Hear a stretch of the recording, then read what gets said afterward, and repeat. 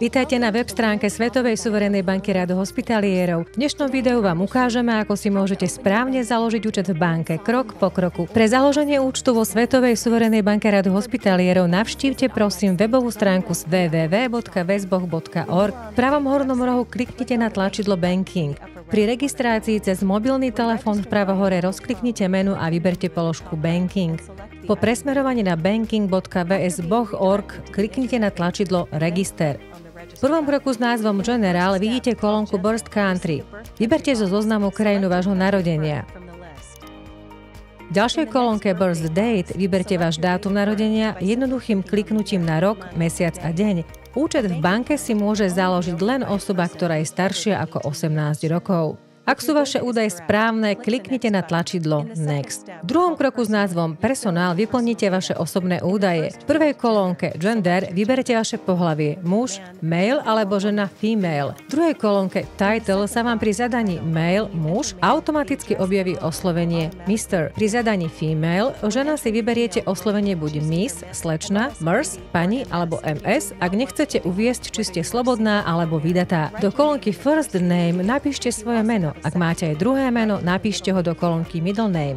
Vaše priezvisko napíšte do kolónky Last Name. Všetky informácie píšte bez diakritiky. V nasledujúcich kolónkach vyplníte svoju adresu, street and house number, názov ulice a číslo domu, city, mesto a postal code, poštové smerovacie číslo. Ak sú vaše údaje správne, kliknite na tlačidlo Next. V treťom kroku s názvom Details vyberiete predvoľbu vašej krajiny a do kolónky vpíšte svoje telefónne číslo v medzinárodnom formáte už bez predvoľby. Nasledujúca kolónka váš e-mail.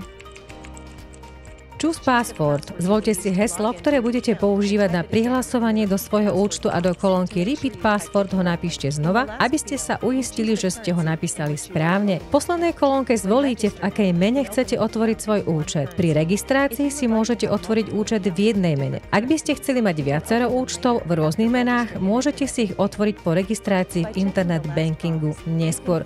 Začiarknutím posledného políčka potvrdzujete, že ste si prečítali a súhlasíte s podmienkami založenia účtu vo väzboch pre fyzické a právnické osoby. Správnosť všetkých vašich údajov ešte raz starostlivo skontrolujte. Skontrolujte najmä e-mail, či je zadaný správne, keďže na váš e-mail vám bude banka VSBoch posielať informácie týkajúce sa vášho účtu a diania v banke. Kliknutím na tlačidlo Next sa presuniete na štvrtý bod, overenie e-mailu. Po štvrtom kroku s názvom Verify email otvorte si svoju e-mailovú schránku, ktorú ste zadávali v predchádzajúcom bode. Od VSBoch vám bol zaslaný e-mail so 6-miestnym kódom.